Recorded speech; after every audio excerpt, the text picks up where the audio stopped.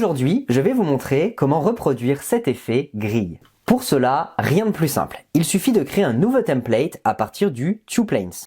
Avant de commencer, il faudra tout d'abord choisir le format 2K dans la section Ratio en bas du studio. Ensuite, se rendre dans l'espace caméra ici et choisir la bonne caméra. Pour avoir cet effet, c'est la Overhead. Je clique dessus pour la sélectionner.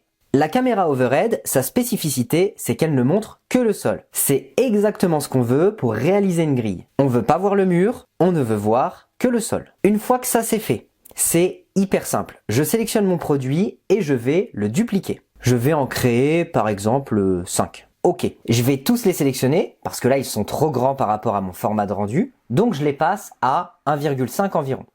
Parfait. On peut aussi rentrer la valeur 1,5 directement ici. Ensuite, ce qu'on va faire, c'est qu'on va tous les coucher. Pour ça, on va leur appliquer un pivot de 90, suivi d'un tilt de 90. Ça me permet de les coucher simplement. On peut le faire dans n'importe quel sens. Ça peut être d'abord le tilt, puis le pivot. Tilter va le coucher sur le sol et pivot permet de le rendre à la verticale par rapport à la caméra. Ensuite, l'étape la plus importante, ça va être ici de mettre mes produits extérieurs, comme je veux par rapport à ma caméra. Donc vous voyez, c'est ce produit-là et ce produit-là qui va être important. Je peux bouger ma preview si elle me gêne. Donc une fois que je les ai positionnés comme je veux en termes de disposition, je vais sélectionner toute la ligne de produit en appuyant sur Shift, puis sur le produit. Une fois que j'ai fait ça, je vais pouvoir, à l'aide de ces outils-là, vraiment faire une grille. Donc, je vais d'abord les aligner horizontalement. Vous voyez là, ils sont tous maintenant bien alignés. Et ensuite, ce deuxième bouton de distribution horizontale va permettre de faire en sorte que l'espace ici et ici soit égal entre les produits le plus à gauche et le produit le plus à droite. Parfait, là j'ai un bon début de grille. Maintenant, j'utilise le bouton Turn pour montrer évidemment le label de tous mes produits. Une fois que j'ai fait ça, je répète l'opération.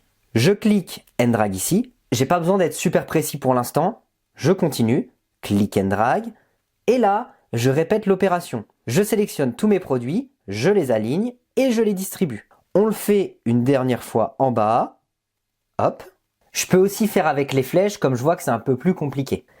Et ici aussi, hop, parfait. Je sélectionne tous mes produits, je les aligne, je les distribue, parfait. Maintenant, je peux sélectionner tous les produits de ma grille et avec les flèches de mon clavier, je peux les bouger pour les repositionner si je le souhaite.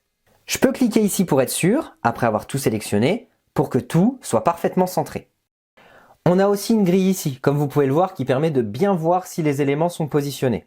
Ainsi qu'une frame, qui est en fait une grille 2D par rapport à la caméra, et qui permet de vérifier que tout est bien homogène. Et si je veux faire un effet avec ma caméra, je peux aller dans les paramètres de ma caméra, faire une inclinaison de caméra pour avoir un effet un peu plus proche de ce qu'on avait en référence. Voilà. Dernière chose pour rendre le visuel plus fidèle, je clique sur mon sol, puis je lui change la couleur. Je clique sur la pipette pour reprendre un violet similaire à la canette, et je l'éclaircis un peu. Parfait.